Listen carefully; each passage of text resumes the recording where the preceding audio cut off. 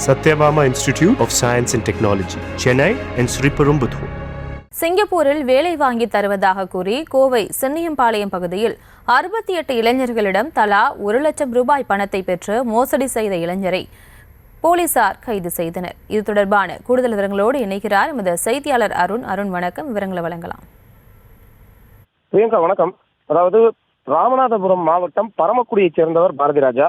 இவர் சின்னியம்பாளையம் பகுதியில infinity travel and associate என்ற பெயர்ல ஒரு அலுவலகத்தை துவங்கி கடந்த நவம்பர் மாதம் துவங்கினார். அந்த அலுவலகத்திற்கு கடந்த 2 மாதங்களுக்கு முன்பாக ஒரு இளம் பெண்ணை பணியமர்த்துகிறார். மாத சம்பளத்திற்காக 15,000 ரூபாய் மாத சம்பளத்திற்காக அந்த பெண்ணை பணியமர்த்திய நிலையில தமிழகம் முழுவதிலும் படித்த இளைஞர்கள் சமூக ஊடகங்கள்ல வேலை தேடுபவர்கள் யார் யார் என கண்டறிந்து அவர்களுக்கு சிங்கப்பூரில் பொறியாளராக பணி உள்ளதாக கூறி அவர்களுக்கு ஒரு அழைப்பு ஒன்றை அனுப்புகிறார். அதன் அடிப்படையில் அவர்கள் இந்த எண்ணை தொடர்பு கொண்ட போது அவர்களிடம் சிங்கப்பூரில் பணி இருப்பதாகவும் அதற்காக 3,75,000 ரூபாய் செலவாகும், ஆனால் முன்பணமாக 1 லட்சம் ரூபாய் மட்டும் செலுத்தினால் போதும், மீதமுள்ள 2,75,000 ரூபாயை அவர்களது மாத சம்பளத்தில் பிடித்தம் செய்து கொள்வார்கள் என்ற ஒரு அறிவிப்பை வெளியிடுகிறார். அதன் அடிப்படையில் அவர்களுக்கு நேரடியாக இன்டர்வியூ நடத்த வேண்டும் என்று கூறி அதற்காக தனியாக ஒரு அழைப்பு கொடுக்கிறார். அந்த அடிப்படையில பல்வேறு மாவட்டங்களைச் சேர்ந்த இளைஞர்கள் ஒரு குறிப்பிட்ட நாளில் வந்து அவர்கள் அந்த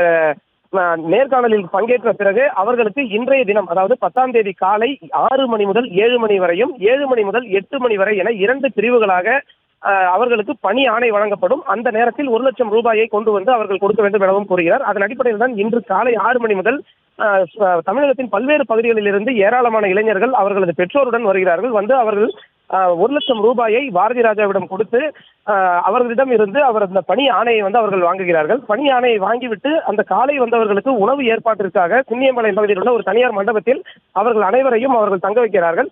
அப்போது அந்த இளைஞர்கள் தங்களுக்கு வழங்கிய பணி ஆணையை பார்க்கும் பொழுது அந்த பணி ஆணையில் பல்வேறு எழுத்து பிழைகள் இருக்கவே அவர்கள் சந்தேகத்தின் அடிப்படையில் விசாரிக்கிறார்கள். விசாரணையில வந்து அந்த குறிப்பிட்ட நிறுவனம் என்பது சிங்கப்பூரில் இல்லை என்பது தெரிய வருகிறது. உடனடியாக காவல்துறையினருக்கு தகவல் அளித்த நிலையில பீளமேடு காவல் நிலைய போலீசார் உடனடியாக சம்பவ இடத்திற்கு விரைந்து சென்ற பொழுது அங்கு பாரதி ராஜா பணத்தை எல்லாம் வாங்கி தனது நண்பர் மூலமாக அவர் வெளியே அனுப்புகிறார்.